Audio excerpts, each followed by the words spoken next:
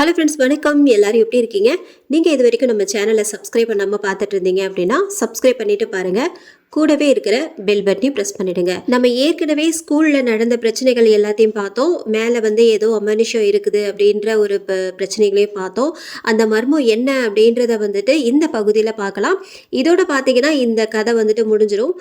இப்போ நம்ம வாங்க கதைக்குள்ளே போயிடலாம். காலை மணி 10:30. எல்லோரும் அந்த கார்டனில் காத்திருந்தார்கள். ஹாய் கவின் என்றபடி அங்கு சேர்ந்தான் புனிதன்.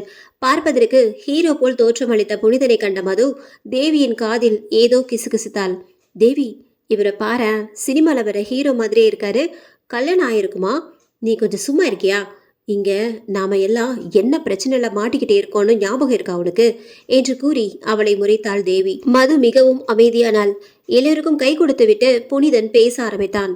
கவின், நான் என்னோட சீனியர் ஆஃபீஸர்கிட்ட தனிப்பட்ட முறையில் இந்த கேஸை பற்றி சொன்னேன். இது முடிஞ்சு போன கேஸுனால மறுபடியும் இதை எடுத்து இன்வெஸ்டிகேஷன் பண்ண முடியாதுன்னு சொல்லிட்டாரு. ஐயோ மாமா, அப்புறம் எப்படி? இருடா, இன்னும் சொல்லியே முடிக்கல. நான் எல்லா விஷயத்தையும் அவர்கிட்ட சொன்னதுக்கப்புறம் அவரும் ஓகேன்னு சொல்லிட்டாரு. இந்த பொண்ணுங்களோட கேஸை எதுக்கு போலீஸ் டிபார்ட்மெண்ட் மூடி மறைக்கணும்? இதில் கண்டிப்பாக ஏதோ மர்மம் இருக்குன்னு அவருக்கு உறுதியாக நம்புறாரு. ஸோ இந்த கேஸை நான் ரகசியமாக தான் கண்டுபிடிக்கணும். குறுக்கிட்ட ராஜ், சார், நீங்கள் சொல்கிறது எங்களுக்கு புரியலையே. இட்ஸ் ஓகே, நீங்கள் என்ன அண்ணனே கூப்பிடுங்க. நோ ஃபார்மாலிட்டிஸ் என்றபடி மறுபடியும் தொடர்ந்தான் புனிதன். அதாவது இந்த கேஸை நான் மறுபடியும் எடுத்தா கண்டிப்பாக இதில் சம்மந்தப்பட்டவர்கள் யாராக இருந்தாலும் உஷாராக ஆயிடுவாங்க. ஸோ நான் 2 வீக்ஸ் லீவ் சொல்லிட்டேன். அதாவது என் டிபார்ட்மெண்ட் ஆளுங்களை பொறுத்த வரைக்கும் நான் லீவில் இருக்கேன். அது என் சீனியருக்கு மட்டும்தான் தெரியும். புரியுதா கைஸ்?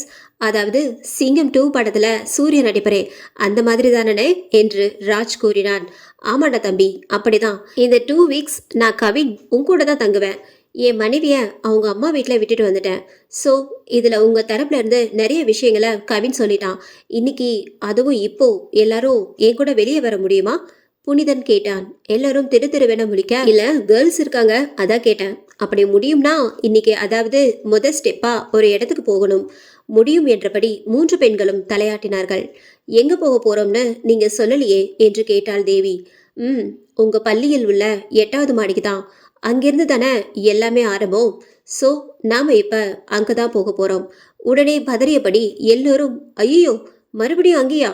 நான் ஒரு போலீஸ். எதுவாக இருந்தாலும் அலசி ஆராய்ச்சி தான் எதையும் கண்டுபிடிக்கணும். அந்த மாடியை எப்போ நீங்கள் திறந்தீங்களோ அப்போவே ப்ராப்ளம் ஆரம்பமாயிடுச்சு.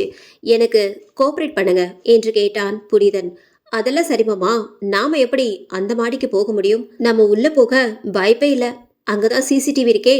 அப்புறம் எப்படி? அதெல்லாம் நம்ம அங்க போய் பார்த்துக்கலாம். இப்போ முதல்ல அங்க போகலாம் வாங்க என்றதும் அனைவரும் புனிதரின் காரில் ஏறி அமர்ந்தனர். புனிதரின் கார் பள்ளியை நோக்கி பறந்தது. பள்ளி வாழகத்தின் முன் அமைந்துள்ள செக்யூரிட்டி அறையில் அமர்ந்தபடி பேப்பர் படித்துக் கொண்டிருந்தார் மணி. காரில் இருந்து இறங்கிய அந்த பள்ளி மாணவர்களையும் புதிதாக காணப்பட்ட புனிதனையும் கண்டவர் எழுந்து அருகில் வந்தார். என்ன கவின், இன்னைக்கு ஸ்கூல் லீவு தானே? ஆமா. யார் அந்த பையன், புதுசா இருக்காரு என்று கேள்விகளை அடுக்கினார் மணி. என்ன சொல்லி சமாளிக்கலாம் என்று யோசித்தவாறு கவின் புனிதனை பார்க்க, புனிதன் கவினிடம் திரும்பி தான் போலீஸ் அப்படின்ற விஷயத்தை சொல்ல வேண்டாம் என்பது போல் தலையாட்டினான். திடீரென்று ராஜ், மணி என்ன, இவர் பேரு புனிதன். இவர் இந்த ஸ்கூல் முன்னாள் மாணவர், நம்ம கவினோட மாமா. அதான் இந்த ஸ்கூல்ல படிச்ச ஞாபகம் ரொம்ப நாள் ஆச்சு. படிச்ச ஸ்கூலை பார்த்துட்டு போகிறதுக்கு வந்திருக்காரு. ஆமா தானே புனிதன் என்று அவன் புனிதனை பார்க்க சற்று யோசித்தவனாய், ஆமாங்க, நான் இந்த ஸ்கூலோட ஓல்டு ஸ்டூடெண்ட். அதான் சும்மா படித்த ஸ்கூலை பார்த்துட்டு போகலான்னு வந்தேன் என்றான் புனிதன். ஓ அப்படிங்களா தம்பி, பரவாயில்லையே. இப்போ உள்ள பிள்ளைங்கள்லாம் மறக்காம படித்த ஸ்கூலை ஞாபகம் வச்சுட்டு பார்த்துட்டு போறீங்க. பரவாயில்ல, போய் பாருங்க தம்பி, சீக்கிரமா பார்த்துட்டு வந்துடுங்க என்று மணி கூறினார். புனிதன் அவரின் கையில் 100 ரூபாயை திணித்தான். ஐயோ வேண்டாம் தம்பி என்று அவர் சினுங்க, பரவாயில்ல மணி என்ன, வச்சுக்கோங்க என்று கூறிவிட்டு புனிதன் எல்லோருடனும் பள்ளியின் உள்ளே சென்றான். டேராஜ், நீங்க எல்லாம் மாமா கூட அந்த மாடிக்கு போங்க. நான் என்னோட போனை கார்ல வச்சுட்டேன், எடுத்துட்டு வரேன் என்று கூறிவிட்டு கவின் காரின் அருகே சென்றான். புனிதன் காரை லாக் பண்ண மறந்ததால் கவின் வேகமாக சென்று காரினுள் இருந்த தன் போனை எடுத்துக்கொண்டு திரும்பும் போது அவன் கண்ணுக்கு அது தெரிந்தது. புனிதனின் கார் சீட்டுக்கடியில் பளபளவென்று ஏதோ ஒரு பொருள் இருப்பது கவினுக்கு தெரிந்தது. என்ன அது என்று யோசித்தவாறு அந்த சீட்டை தூக்கி பார்த்த கவின் அதிர்ச்சியானான். அங்கு கூர்மையான கத்தி, அதுவும் பளபளவென்று இருந்தது. பக்கத்தில் சில மாத்திரை பாக்கெட்களும் மற்றும் வெள்ளை நிற கையுறைகளும் இருந்தன. அதை கண்ட கவினுக்கு ஒண்ணுமே புரியவில்லை. கத்தி, அதுவும் இவ்ளோ பெருசா இருக்கு. அப்புறம் மாத்திரை, கையுறை, எதுக்காக மாமா இதெல்லாம் கார்ல வச்சிருக்காரு என்று யோசிக்க தொடங்கினான். என்ன மட்டும் லவ் யூ பண்ண புஜ்ஜி என்று அவன் போன் பாட்டு பாட சுயநினைவுக்கு வந்தவன் போனை அட்டன் செய்தான். மறுமுனையில் புனிதன். கவின், எங்க போயிட்ட? தோ வரே மாமா என்று போனை கட் செய்துவிட்டு அந்த சீட்டையும் சாத்திவிட்டு உள்ளே ஓடினான். அந்த மாடியில் பூஜா, மது, தேவி மூவரும் கைகளை ஒன்றாக பிடித்துக்கொண்டு புனிதனின் பின்னால் சென்றார்கள். புனிதன், கவின், ராஜ் மூவரும் அந்த மாடியில் உள்ள எல்லா அறைகளையும் திறந்து பார்த்தார்கள். சந்தேகப்படும்படியாக எதுவும் அங்கு தென்படவில்லை. அப்போது அந்த பாத்ரூமை திறக்க புனிதன் முன்னோக்கி சென்றான். தேவிக்கு அன்று பார்த்த சம்பவம் ஞாபகம் வந்தது. கண்களை மூடிக்கொண்டாள். அப்போது புனிதன் அந்த பாத்ரூம் கதவில் கை வைத்த மறுநிமிடம், ஆ, என்னை விட்டுருங்க என்று அங்கு இருந்த ஒரு கிளாஸ் ரூமில் சத்தம் வந்து பயங்கரமாக கேட்டது. எல்லோருக்கும் பகலிலும் வியர்த்து கொட்டியது. மாமா, வாங்க மாமா போயிடலாம் என்று கவின் புனிதனின் கையை பிடித்து இழுக்க புனிதன் கவினின் கையை உதறினான். டே, இங்கே இருங்க, நான் அங்க போய் பார்க்கிறேன் என்றபடி சத்தம் வந்த அந்த கிளாஸ் ரூமை நோக்கி மெதுவாக நடந்தான். அவன் அந்த அறையை நெருங்க நெருங்க சத்தமும் வேகமாக கேட்க தொடங்கியது. அந்த அறையை நெருங்கிய புனிதன் கதவை மெதுவாக திறந்தான். சத்தம் இப்பொழுது கேட்கவில்லை. காற்று அந்த நேரத்தில் வேகமாக வீச தொடங்கியது. இவர்களும் புனிதன் போவதையே பயத்துடன் பார்த்து கொண்டிருந்தனர். அப்போது ஒரு உருவம் இவர்கள் கண்ணுக்கு தெரிந்தது. அது அங்கிருந்து நகர்ந்து நகர்ந்து புனிதரின் அருகில் வந்து கொண்டிருந்தது. அதன் சட்டை கிழிந்து முகம், உடல் முழுவதும் இரத்தக்கரை. இதை பார்த்த பூஜா, மது, தேவி, கவின், ராஜ் கத்திக்கொண்டே அங்கிருந்து ஓடினார்கள். மாமா, உங்க பக்கத்துல பேய், ஓடி வந்துருங்க என்று குரல் கொடுத்தபடியே ஓடினான் கவின். அப்போதுதான் புனிதன் அதை கவனித்தான். அந்த உருவம் தன்னை நோக்கி வருவதை கண்ட புனிதன் பயத்தில் அங்கிருந்து விழுந்தடித்து ஓடினான். ஒரு வழியாக எல்லோரும் கீழே வந்துவிட்டனர். நல்ல வேளை, எல்லாரும் தப்பிச்சு வந்தோம்.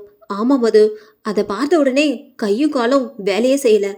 புனிதன் ஏதோ யோசித்தவனாய், ஓகே ஓகே கூல், ஆமா உண்மைதான், நீங்க சொன்னப்ப கூட நான் நம்பல, இப்போ நேர்லயே பார்த்துட்டேன். கவின், இன்னைக்கு இது போதும், நீங்க எல்லாம் வீட்டுக்கு கிளம்புங்க. நான் போய் எனக்கு தங்குறதுக்கு ஹோட்டல் புக்கிங் பண்ணணும். ஸோ நம்மளோட அடுத்த நடவடிக்கையை பத்தி நான் போன்ல சொல்றேன் என்று புனிதன் கூறினான். எல்லோரும் அவனை ஒரு மாதிரியாக பார்த்தனர்.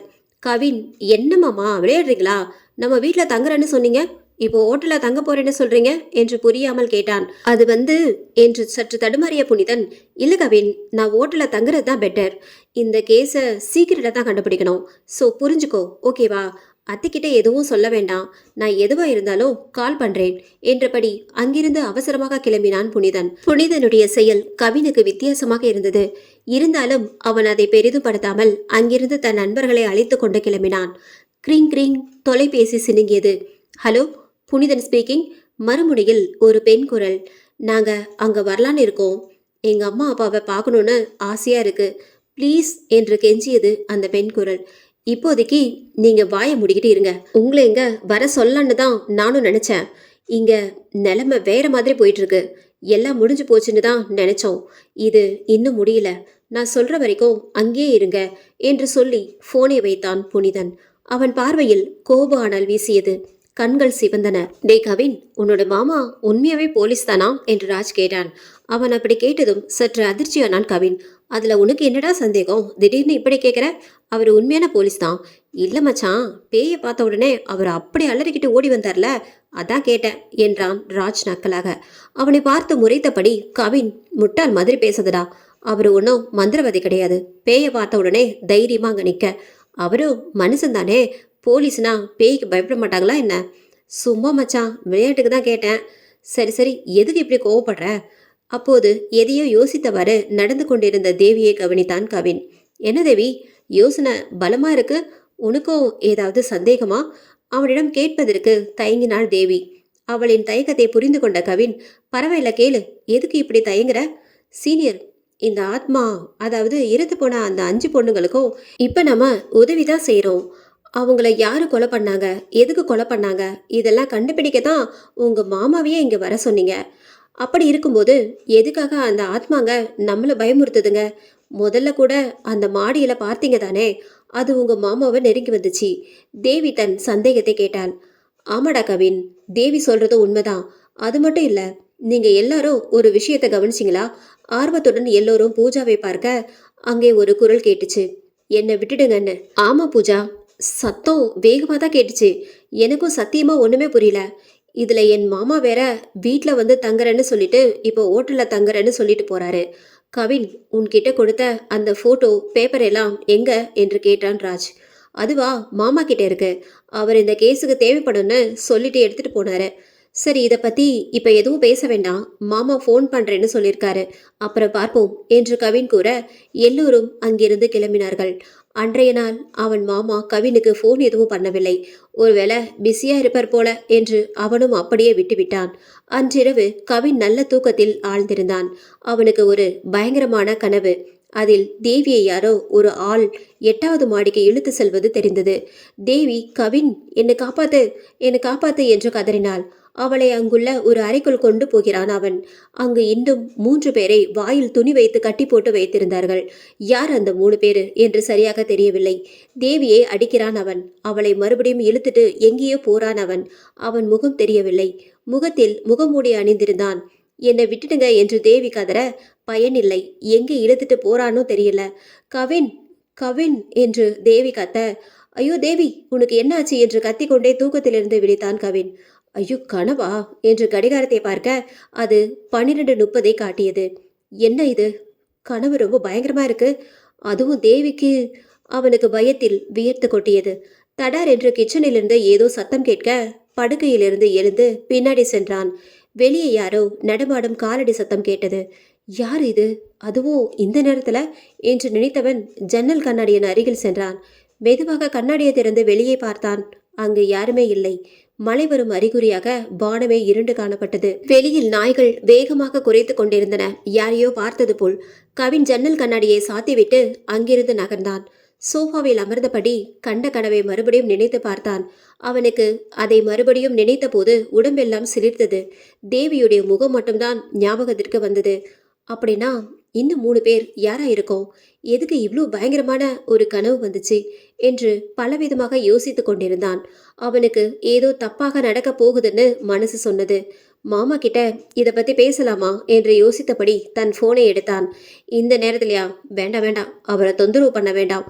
பேசாம யாருக்கும் தெரியாம தேவி வீட்டுக்கே போய் பார்க்கலாம் என்று நினைத்தபடி தன்னுடைய கார் சாவியை எடுத்துக்கொண்டு அங்கிருந்து கிளம்பினான். கிளம்பும் முன் தன்னுடைய அம்மாவும் அப்பாவும் தூங்கிட்டாங்களா என்று ஒருமுறை அவர்களது அறையில் எட்டி பார்த்தான். இருவரும் ஆழ்ந்த உறக்கத்தில் இருந்தனர். பெருமூச்சு விட்டபடி அறையை மெதுவாக சாத்திவிட்டு தன்னுடைய காரில் ஏறி கிளம்பினான் தேவியை வீட்டை நோக்கி. சாலையில் ஆள் நடமாட்டம் குறைந்து காணப்பட்டாலும் சில கார்களும் மோட்டார் வண்டிகளும் மின்னல் வேகத்தில் போய்க் கொண்டிருந்தன. அது அவனுக்கு கொஞ்சம் தைரியத்தை கொடுத்தது. இவ்வளவு நேரம் இருட்டி கொண்டிருந்த மழை இப்போது வேகமாக பெய்ய தொடங்கியது. மனதில் கருவிக்கொண்டே காரை ஓட்டினான் கவின். அப்போது அவன் பக்கத்து சீட்டில் யாரோ மெதுவாக மூச்சு விடும் சத்தம் அவனுக்கு கேட்டது. கவின் யாரோ பக்கத்தில் உட்கார்ந்து இருப்பது போல் உணர்ந்தான். அவனால் அந்த சமயத்தில் தைரியமா திரும்பி பக்கத்தில் பார்க்க முடியவில்லை. பயத்தில் அப்படியே மெதுவாக காரை ஓட்டினான். ஆனாலும் அந்த மூச்சு விடும் சத்தம் வேகமாக கேட்டது. அது இன்னும் பக்கத்தில் கவினின் காதறைகள் கேட்டது. அவனால் பயத்தில் காரை நிதானமாக ஓட்ட முடியவில்லை. திடீரென்று அந்த சத்தம் காணாமல் போனது. அவன் தைரியத்தை வரவழைத்து கொண்டு மெதுவாக திரும்பி பக்கத்தில் பார்த்தான். அங்கு யாருமே இல்லை. ச்சே, என்ன இது, பக்கத்துல யாரோ இருந்த மாதிரி இருந்துச்சு. ஒருவேளை மனப்பிரமையோ என்று மனதில் நினைத்தவாறே மறுபடியும் நிதானமாக காரை ஓட்டினான். கவின் வீட்டிலிருந்து தேவியின் வீட்டுக்கு செல்ல 45 நிமிடங்கள் ஆகும். போய் பார்த்துட்டு சீக்கிரம் வீட்டுக்கு கிளம்பிடணும். அப்பாவுக்கு தெரிஞ்சா அவ்வளவுதான் என்று நினைத்த கவின் காரை இன்னும் வேகமாக அழுத்தினான். அந்த பெரிய சாலையை டிராபிக் போலீஸ்காரர்கள் மூடி வைத்திருந்தார்கள். மழை வேகமாக பெய்த காரணத்தினால் அங்கு பெரிய மரம் ஒன்று விழுந்து கிடந்தது. அதனால் அங்கு வந்த வண்டிகளை வேறு பாதையில் போகும்படி டிராபிக் போலீஸ் உத்தரவிட்டு கொண்டிருந்தனர். கவினுக்கும் அதேதான். தம்பி, இங்க ஒரு பெரிய மரம் ஒன்று விழுந்து கிடக்கு. யாரும் இந்த பாதையில் செல்ல முடியாது. அது பாருங்க, அந்த குறுக்கு சந்து, அதுல போய் தான் நீங்க மெயின் ரோட்டுக்கு போகணும் என்றார் அவர். சார், அந்த பாதையா? அது சுடுகாட்டுக்கு போற பாதை. இந்த நேரத்துல எப்படி அந்த வழியா போக முடியும்? ப்ளீஸ் சார், நான் இந்த வழியா போறதுக்கு உதவி பண்ணுங்க என்று கொஞ்சம் குரலில் கேட்டான் கவின். முடியாது தம்பி, உங்க பாதுகாப்புக்கு தான் சொல்றோம். எல்லாரும் அந்த வழியா தான் போறாங்க. நீங்களும் கிளம்புங்க என்று அவனை விரட்டிவிட வேறு வழியில்லாமல் அங்கிருந்து கிளம்பினான் கவின். அந்த பாதை ஒரு குறுக்கு சந்து. அங்கு ஒரு சுடுகாடும் இருக்கும். அதனாலே என்னவோ பகலிலும் சரி இரவிலும் சரி யாரும் அந்த பாதையை அவ்வளவா பயன்படுத்த மாட்டார்கள். வேறு வழியில்லாமல் கவின் அந்த பாதையில் நுழைந்தான். ஒரே கும்மிருட்டு. கோட்டான்களின் சத்தம் பயங்கரமாக கேட்க கவினுக்கும் அது ஒருவித பயத்தை கொடுத்தது. இன்னும் கொஞ்ச நேரம் மெயின் ரோட்டுக்கு போயிட்டா தேவி வீட்டுக்கு போயிடலாம் என்று நினைத்தபடி காரை ஓட்டிய கவின் கண்ணுக்கு அந்த கார் தெரிந்தது. அது அவன் மாமா புனிதனின் கார். அந்த சுடுகாட்டு பாதையில் ஒரு ஓரமாக நிறுத்தப்பட்டிருந்தது. அந்த பாதையில் சற்று வெளிச்சமாக இருந்ததால் அவனால் புனிதனின் காரை அடையாளம் காண முடிந்தது. மாமா கார் எப்படி இங்க என்று யோசித்த கவின் தன் காரை அங்கிருந்து ஒரு பெரிய மாமரத்தின் பின்னால் நிறுத்திவிட்டு தன் போனில் மணியை பார்த்தான். அது சரியாக 1:20 காட்டியது. யாரும் பார்க்காத வண்ணம் காரிலிருந்து இறங்கி மெதுவாக அந்த சுடுகாட்டினுள் நுழைந்தான். அங்கு ஒரே இருட்டு. மனதில் தைரியத்தை வரவழைத்துக் கொண்டு மெதுவாக மரத்தின் பின்னால் மறைந்து மறைந்து சென்றான். கொஞ்ச தூரத்தில் ஒரு வெளிச்சம் தெரிந்தது. யாரோ சில பேர் அங்கிருப்பது தெரிந்தது. அந்த இடத்திலிருந்து சற்று தள்ளி மறைவாக நின்று கொண்டு அதை பார்த்தான் கவின். அங்கு முகமூடி அணிந்த ஒருவன் கையில் கத்தியை பிடித்தபடி நின்றிருந்தான். அவனுக்கு முன்னால் ஒரு பெண், வயது எப்படியும் 15-16 இருக்கும். அவளுடைய சட்டை கிழிந்து வாயில் ரத்தம் வழிந்து மிகவும் அலங்கோலமாக காணப்பட்டாள். கலங்கிய கண்களுடன் காணப்பட்ட அவளின் வாயில் துணியை வைத்து அடைத்திருந்தார்கள். அந்த பெண்ணுக்கு முன்னாடி யாரோ ஒருவன் சாமியார் போல் உடையணிந்து அமர்ந்திருந்தான். அங்கு நெருப்பை மூட்டி ஏதோ சில மந்திரங்களை ஜெபித்துக் கொண்டிருந்தனர். கவினால் அந்த ஆடவர்களின் முகத்தை பார்க்க முடியவில்லை. ஒருவன் முகமுடியும் இன்னொருவன் திரும்பியும் அமர்ந்திருந்ததால் அவர்களின் முகத்தை பார்க்க முடியவில்லை. சத்தமில்லாமல் நடப்பதை அனைத்தையும் தன் போனில் வீடியோ எடுத்தான் கவின். திடீரென்று அசுர வேகத்தில் எழுந்த அந்த சாமியார் அந்த பெண்ணை இழுத்து அவளது வயிற்றில் ஓங்கி குத்தினான். ஆ என்று அலறியபடி அந்த பெண் அப்படியே சரிந்து விழுந்து துடிதுடித்தாள். இதை பார்த்த கவினுக்கும் அதிர்ச்சியில் ஒரு கணம் மூச்சே நின்று போனது. அவனால் அந்த சம்பவத்தை ஜீரணிக்க முடியவில்லை. தடுமாறியபடி அந்த மரத்தில் அப்படியே சாய்ந்தான். பயத்தில் கை கால்கள் உதறல் எடுத்தன. மறுபடியும் எழுந்து அமைதியாக அடுத்து என்ன நடக்கும் என்று நோட்டமிட்டான். அந்த பெண் வயிற்றில் இருந்து வழிந்த இரத்தத்தை ஒரு சிறிய பாத்திரத்தில் பிடித்து அதை துணி போட்டு மூடினான் அந்த சாமியார். அந்த பெண் இறந்துவிட்டதை உறுதி செய்த அந்த முகமூடி ஆடவன் அவளை தரதரவென்று இழுத்துக்கொண்டு புனிதனின் கார் அருகே வந்தான். கவினுக்கு நடப்பது எல்லாம் ஒரே குழப்பமாக இருந்தது. யார் இவனுங்க? எதுக்கு மாமாவுடைய கார் இங்க இருக்கு என்று குழம்பியபடி அந்த காரின் அருகே பார்த்தான். அந்த பெண்ணின் உயிரெல்லா உடலை காரில் தூக்கி போட்டுவிட்டு தன் முகமூடிய கலட்டினான் அவன். அது புனிதன். புனிதனை கண்ட கவினுக்கு தலையே சுற்றியது. அப்படின்னா மாமா உண்மையாவே போலீஸ் தானா? ஆமா, அவர் போலீஸ் தான். ஆனா எதுக்காக இந்த மாதிரி கொடூரமான வேலைகளை செய்யறதுக்கு உடந்தையாக இருக்காரு? அப்போ இவன் நல்லவில்லையா? இவ்வளோ நாளா நல்லவன் மாதிரி நடிச்சானா? ஐயோ கடவுளே, ஒண்ணுமே புரிய மாட்டேங்குதே என்று தலையை பிடித்தபடி யோசித்தான்.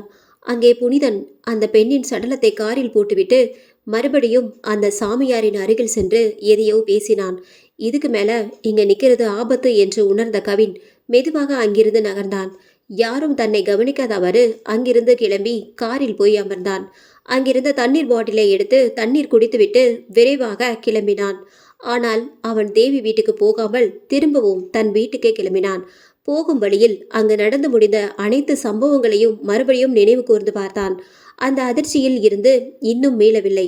கவின் ஒரு வழியாக வீட்டுக்கு வந்து சேர்ந்தான். யாருக்கும் தெரியாமல் போய் படுக்கையில் சாய்ந்தான். மறுநாள் காலை, இன்னைக்கு கவின் ஸ்கூலுக்கு வரலையா? என்ன இது, எப்போதோ ஸ்கூலுக்கு வரலனா சொல்லுவானே, ஆனா இன்னைக்கு கால் எதுவும் பண்ணல என்று ராஜ் புலம்பிக் கொண்டிருந்தான். இவர்கள் பேசி கொண்டிருக்கும் போது மதுவும் தேவியும் அவர்களை கடந்து சென்றனர். பூஜா அவர்களை தடுத்து நிறுத்தினாள். தேவி, மது, கொஞ்சம் நில்லுங்க. சொல்லுங்க சீனியர். தேவி, கவின் உனக்கு ஏதாவது கால் பண்ணினானா? இல்லை சீனியர், நாம எல்லாரும் இங்க மீட் பண்ணிட்டு போனோம்ல, அதான் கடைசி. அதுக்கப்புறம் அவரு கால்லாம் பண்ணல. ஏன் சீனியர், ஏதாவது பிரச்சனையா? ஆமா, அவரு வரல. தெரியல தேவி, அவனை ஆளையே காணோம். இன்னைக்கு ஸ்கூலுக்கு வரலன்னு நினைக்கிறேன். பரவாயில்ல, நீங்க கிளாஸ்க்கு போங்க என்று அவர்கள் இருவரையும் போக சொன்னான் ராஜ். மதுவும் தேவியும் ஒன்றும் புரியாமல் அங்கிருந்து கிளம்பினார்கள். மது தேவியிடம் திரும்பி, தேவி, நேத்து நைட்டு உனக்கு ஏதாவது தொந்தரவு இருந்துச்சா? தொந்தரவுன்னு இல்லடி, யாரோ என் கூடவே ஃபாலோ பண்ற மாதிரி இருந்தது. இப்பெல்லாம் என்னோட நிழலை பார்த்தாவே எனக்கு பயமா இருக்குடி. ஏய், எனக்கும் அதே தாண்டி. சீனியர்ஸ் விளையாட்டா பண்ண காரியத்தினால இப்படி நம்ம எல்லாரும் ஒவ்வொரு நிமிஷமும் பயந்துட்டு இருக்கோம். என்னடி பண்றது? இப்படியெல்லாம் நடக்கும்னு யாருமே நினைக்கலையே. இதுவும் கொஞ்சம் இன்ட்ரெஸ்டிங்காக தான் இருக்குல்ல என்று மதுவை பார்த்து கண்ணடித்தாள் தேவி. இதில் என்னடி இன்ட்ரெஸ்டிங்கு? ஆமாடி, பேய படத்துல தான் இந்த மாதிரி சீன்ல எல்லாம் பார்த்துருப்போம். இப்போ நிஜத்திலேயே பார்க்குறோம்ல, அதான் சொன்னேன். பார்க்கலாண்டி, இது கொலையா இல்லை என்னன்னு. கவினோட மாமா கண்டுபிடிக்கிறேன்னு இருக்கிறாரு. எப்படியும் அந்த இறந்து போன பொண்ணுங்களுக்கு நீதி கிடைச்சா போதும். அவங்களோட ஆத்மா நல்லபடியா மேலே போயிடும். ம், சினிமா மாதிரி இருக்கு, பார்க்கலாம். இதுக்கு மேல இன்னும் என்னெல்லாம் நடக்க போகுதோ என்று புலம்பிய மதுவை அவளது கையை பிடித்து இழுத்துக்கொண்டு கிளம்பினாள் தேவி. கவின் வீட்டில் அவனது அப்பா தனது அன்றாட வேலையை செய்ய ஆரம்பித்தார். காஃபியை குடித்தபடி அன்றைய நியூஸ் பேப்பரை புரட்டினார். அதில் எதையோ பார்த்தவராய், சுமதி இங்க பாரு, நேத்து நைட்டு ஒரு ஸ்கூல் பொண்ணை யாரோ கொலை பண்ணியிருக்காங்க. அந்த பொண்ணு டியூஷன் படிச்சுட்டு வந்திருக்கு. அதை கடத்தி கொலை பண்ணியிருக்காங்க. தன் தலையில் அடித்தபடியே அங்கே வந்தாள் சுமதி. ஐயோ, யாருங்க அந்த படுபாவி? எப்படிங்க அவனுங்களுக்கெல்லாம் இப்படி பண்ண மனசு வருது? படுபாவிங்க என்று தன் வாய்க்கு வந்ததையெல்லாம் சொல்லி திட்டினார் சுமதி. அதான் சுமதி, அந்த பொண்ணுக்கு டியூஷன் முடிந்தது நைட்டு 8 மணி. அந்த பொண்ணு ரொம்ப நேரம் ஆகியும் வீட்டுக்கு வரலன்னு சொல்லி போலீஸ் ஸ்டேஷனில் கம்ப்ளைண்ட் பண்ணியிருக்காங்க அந்த பொண்ணோட பேரண்ட்ஸ். 2 மணிக்கு அந்த பொண்ணை அவள் படிக்கிற டியூஷன் சென்டருக்கு பக்கத்தில் இருந்த காட்டு பகுதியில் சடலமாக கண்டுபிடிச்சிருக்காங்க போலீஸ்காரங்க என்றார் கவினப்பா. அப்போது யார் கொலை பண்ணாங்கன்னு கண்டுபிடிச்சாச்சா? இந்த போலீஸ்காரங்களும் சரியில்லைங்க, ஏனோ தானோன்னு தான் இருக்காங்க. என்னைக்கு இந்த இடத்துக்கு ஒரு உண்மையான, அதாவது கடமையை சரியா செய்ய தெரிஞ்ச ஒருத்தன் போலீஸா வரானோ அப்பதான் பொண்ணுங்களாம் நிம்மதியாக வெளியில நடமாட முடியும்னு நினைக்கிறேன் என்று சுமதி சொன்ன பின் இதை கேட்ட கவினப்பா, அப்படின்னா புனிதனை இங்க வர சொல்லலாமா? அவன்தான் நேர்மையான ஒரு போலீஸ்காரனாச்சே என்று தன் ஆதங்கத்தை கூறினார். எதுக்குங்க? அவன் அங்கேயே அவன் வேலையை பார்க்கட்டும். இங்க வந்து இந்த இடத்துல இருக்கிற போலீஸ்காரங்க கூட சேர்ந்தா இவனும் இப்படித்தான் சோம்பேறியா ஆயிடுவான் என்று கூறிவிட்டு சமையலேறியை நோக்கி நடந்தாள் சுமதி. பள்ளி முடிந்து ராஜ், பூஜா இருவரும் கவினின் வீட்டை நோக்கி கிளம்பினார்கள்.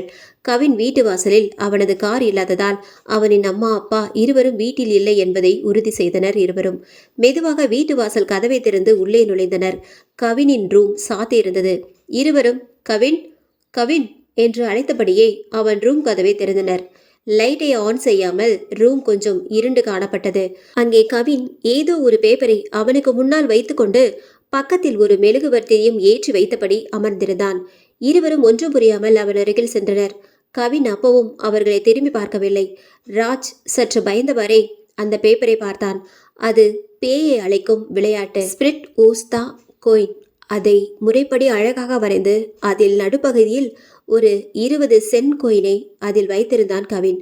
அதை பார்த்த ராஜ்க்கு பயத்தில் வியர்த்து கொட்டியது. தி கவின் என்று கத்தியபடி அவன் தோளில் கை வைத்தான் ராஜ். ஏதோ யோசனையில் இருந்த கவின் திடுக்கிட்டு அவனை திரும்பி பார்த்தான். மச்சான், நீங்களா?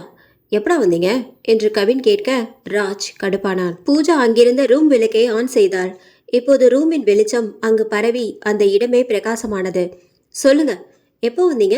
இன்னைக்கு ஸ்கூல் போனீங்களா இல்லையா என்று கேள்விகளை அடுக்கினான் கவின். அதெல்லாம் இருக்கட்டும், நீ லைட்டை அணைச்சிட்டு இருட்டில் தனியா என்ன பண்ற? சரி, எதுக்குடா இந்த தேவையில்லாத வேலை? இந்த விளையாட்டு ரொம்ப ஆபத்தானது, உனக்கு தெரியும் தானே என்று கூறியபடி அந்த பேப்பரை கையில் எடுத்தான். ஆமாடா கவின், எதுக்கு நீ இதை எழுதி வச்சிருக்க? தனியா விளையாட போறியா? எதுவா இருந்தாலும் எங்க கிட்ட தான் முதல்ல சொல்லுவ. பட் இன்னைக்கும் ஸ்கூலுக்கும் வரல. இங்க வந்து பார்த்தா இதை வரைஞ்சு வச்சுக்கிட்டு உட்கார்ந்துருக்க. சில வினாடிகள் அமைதியாக இருவரையும் பார்த்த கவின் எழுந்து சென்று மேஜையில் இருந்த பேப்பரை எடுத்து வந்து இருவரிடமும் கொடுத்து படிக்க சொன்னான். இருவரும் அதை வாங்கி படித்த பின், எந்த நாய்கடா இப்படி பண்ணுச்சுங்க? பொண்ணுங்களுக்கு பாதுகாப்பே இல்ல, எப்படி கடத்தி கொலை பண்ணிருக்காங்க பாரு என்று ஆத்திரத்தில் கத்தினாள். சரி கவின், இந்த பேப்பர்ல வந்த நியூஸுக்கும் நீ இப்ப செய்ய போற காரியத்துக்கும் என்ன சம்மதம்? புரியாமல் கேட்டான் ராஜ். டேய் என்று கவின் ஏதோ சொல்ல வாயெடுத்தான். அப்போது அவனின் செல்போன் சினுங்கியது. கவின் அதில் வந்த நம்பரை பார்த்ததும் ஒரு கணம் திகைத்தான். புனிதன் தான் கால் பண்ணியிருந்தான். மனதை தேத்தி கொண்டு போனை எடுத்தான். சொல்லுங்க மாமா என்று பேசும்போதே தடுமாறினான் கவின். ராஜ் மற்றும் பூஜாவும் இவன் ஏன் இப்படி வித்தியாசமா நடந்துக்கிறான் என்று குழப்பமாக இருந்தது.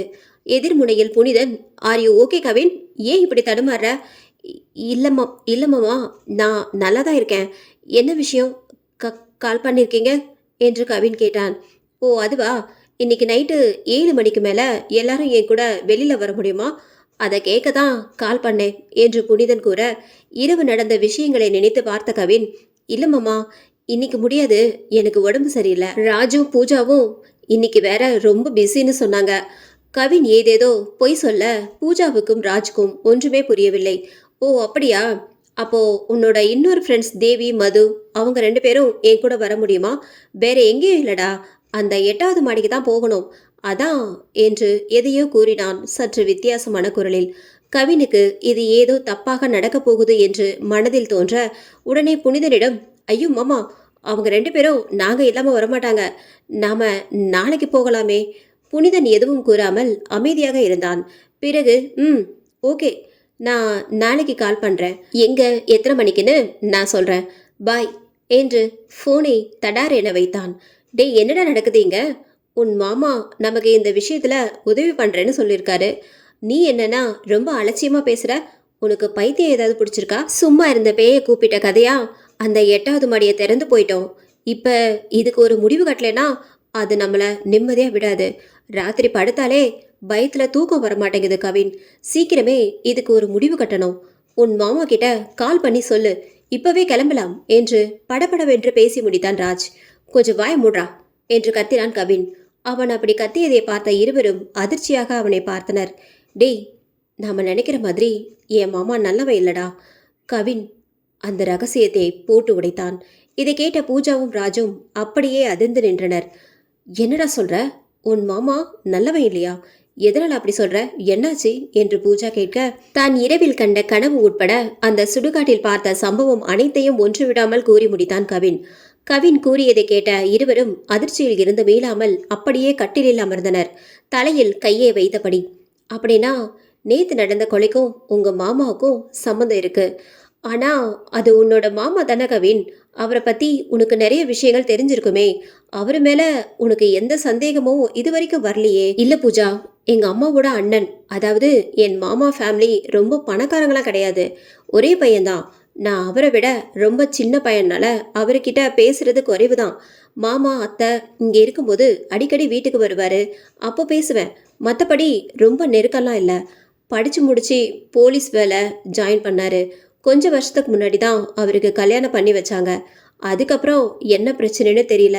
அத்தையும் மாமாவும் வீடை வித்துட்டு வெளிநாடு போயிட்டாங்க. இவர் வரலன்னு சொல்லிட்டாராம். அது மட்டும் இல்லை, போலீஸ் வேலைக்கு போன சில வருஷத்துலேயே சொந்தமாக ஒரு பெரிய வீடு வாங்கிட்டாரு. கை நிறைய காசு. அவ்வளோ சீக்கிரம் எப்படி அவன் இவ்வளோ பணம் சம்பாதிக்க முடியும்னு அம்மாவும் அப்பாவும் கூட வீட்டில் அடிக்கடி பேசிக்குவாங்க. என் அம்மா இதை பற்றி அவங்க அண்ணன்கிட்டையும் சரி புனிதன் மாமா கிட்டேயும் சரி எதுவுமே கேட்டதில்லை. அதுக்கப்புறம் அவர் மனைவி புது வீடுன்னு இங்கேயே செட்டில் ஆயிட்டாரு. எங்கள் வீட்டுக்கு வர்றதையும் அடியோடு நிறுத்திட்டாரு. கேட்டா வேலை பிஸின்னு சொல்லிடுவாரு. இப்போதானே புரியுது, செய்கிறது போலீஸ் வேலை, ஆனால் யாருக்கும் தெரியாம இந்த மாதிரி தப்பான செயல்கள் என்று தலையில் அடித்து கொண்டான் கவின். பெருமூச்சு விட்டு ராஜ், சரிடா, அப்படியே இருந்தாலும் இந்த 5 பொண்ணுங்களோட கொலையில இவர் சம்மந்தப்பட்டிருப்பாரா? வாய்ப்பு இருக்கு. இனிமேல இந்த விஷயத்தில் நம்ம யாரையும் நம்ப வேண்டாம். அந்த இறந்து போன பொண்ணுங்க கிட்டே கேட்டுடலாம். டே, என்னடா சொல்ற? செத்து போன ஆத்மா கிட்டியா? எப்படி? இதோ இது வழியாக தான் நாம் அந்த பொண்ணுங்களுக்குள்ள ஒருத்திய கூப்பிட போறோம் என்று அந்த பேப்பரை காட்டினான் கவின். இது ஆபத்தான காரியம்டா. இது மூலமா நமக்கு உதவி கிடைக்கணும். நீ நம்புறியா? நமக்கு வேற வழி இல்லை. என் மாமாவை இனிமேல் நம்ப முடியாது. அது மட்டும் இல்லை, நம்ம யாருக்கும் எந்த ஒரு ஆபத்தும் வரக்கூடாது. கண்டிப்பாக இந்த ஆத்மாவால தான் நமக்கு உதவி செய்ய முடியும். இதை நாமளே கண்டுபிடிக்கலாம். என்கிட்ட இருந்த ஆதாரம் எல்லாத்தையும் என் மாமா எடுத்துட்டு போயிட்டாரு. இப்போ நமக்கு வேற ஆதாரம் ஏதாவது கிடைக்குதான்னு பார்க்கலாம். இப்போ என் கூட நீங்க ஜாயின் பண்றீங்களா இல்லையா? கவின் கேட்க இருவரும் சற்று தயங்கியபடி தலையாட்டினார்கள். அப்போ லைட்டை ஆஃப் பண்ணிட்டு வந்து இதுல கைய வைங்க என்று கவின் கூற இருவரும் பயத்தில் நடுங்கினார்கள். மெழுகுவர்த்தியை மட்டும் அறையில் ஏற்றி வைத்துவிட்டு அந்த பேப்பரில் இருந்த காயினில் மூவரும் கையை வைத்தனர். சில வருடங்களுக்கு முன்னால் கொலை செய்யப்பட்டு இருந்து போன கவிதா, மலர்விழி மற்றும் இன்னும் 3 பேர்ல யாராவது எங்க கூட இப்போ இந்த இடத்துல இருந்தீங்கன்னா தயவு செய்து வாங்க. நீங்கள் 5 பேரும் நல்ல ஆத்மாதான்னு எங்களுக்கு தெரியும். உங்களால மட்டும்தான் எங்களுக்கு உதவ முடியும் என்று கவின் உரக்க கூறினான். அந்த காயினில் எந்த அசைவும் இல்லை, நார்மலாகவே இருந்தது. ராஜ்க்கு பயத்தில் வியர்த்து கொட்டியது. எந்த சத்தமும் இல்லை. கவின், என்னடா இது, எந்த அறிகுறியும் இல்ல, வெயிட் என்று கூறி தன் பக்கத்தில் வைத்திருந்த ஒரு சிறிய அளவிலான ஊசியை எடுத்து கையில் குத்தினான். ரத்தம் சொட்டு சொட்டாக வழிந்தது. கவின், என்னடா இது என்று ராஜ் கேட்டு முடிப்பதற்குள் அந்த சத்தம் கேட்டது. அங்கிருந்த எல்லா பொருட்களும் கீழே விழுந்து உடைந்தன. ஜன்னல்கள் படார் படார் என்று வேகமாக அடித்து மூடின. அந்த மெழுகுவர்த்தி தானாக அணைந்து அந்த அறையே இருளில் மூழ்கியது. மூவரும் பயத்தில் அப்படியே சுற்றியும் முற்றியும் பார்த்தனர். காற்று வேகமாக வீச தொடங்கியது. இருந்தாலும் அவர்கள் அதிலிருந்து கையை எடுக்காமல் அப்படியே அமர்ந்தபடி எல்லா இடங்களிலும் திரும்பி பார்த்தனர். எதுவுமே கண்ணுக்கு தெரியவில்லை. திடீரென அவர் கைகள் வைத்திருந்த அந்த காயின் நகரத் தொடங்கியது. மூவருக்கும் பயத்தில் வியர்த்து கொட்டியது. அந்த காயினில் கவின் சிதறவிட்ட ரத்தம் காணாமல் போனது. கவின் தைரியத்தை வரவழைத்து கொண்டு, யாராவது இருக்கீங்களா என்று கேட்டான். அந்த காயின் வேகமாக எஸ் என்ற எழுத்தில் போய் நின்றது. யாருன்னு நாங்க தெரிஞ்சுக்கலாமா என்று கவின் கேட்டான். அந்த காய் நகர்ந்து நகர்ந்து போய் சில எழுத்துக்களில் நின்றது. அதில் மலர்விழி என்று இருந்தது. இந்த பெயரை கேட்டதும் கவினுக்கு கொஞ்சம் நம்பிக்கை வந்தது. தொடர்ந்து அவன் தனது கேள்வியை கேட்டான். நீங்க எப்படி இறந்து போனீங்க? கொலையா என்று அவன் கேட்க அந்த காயினில் எந்த அசைவும் இல்லை. ராஜுவும் பூஜாவும் பயந்து கொண்டே கவினை பார்த்தனர். அவன் மறுபடியும், சொல்லுங்க, நீங்க எப்படி இறந்து போனீங்க? அப்போது அந்த காயின் வேக வேகமாக நகர்ந்து சில எண்களை காட்டியது.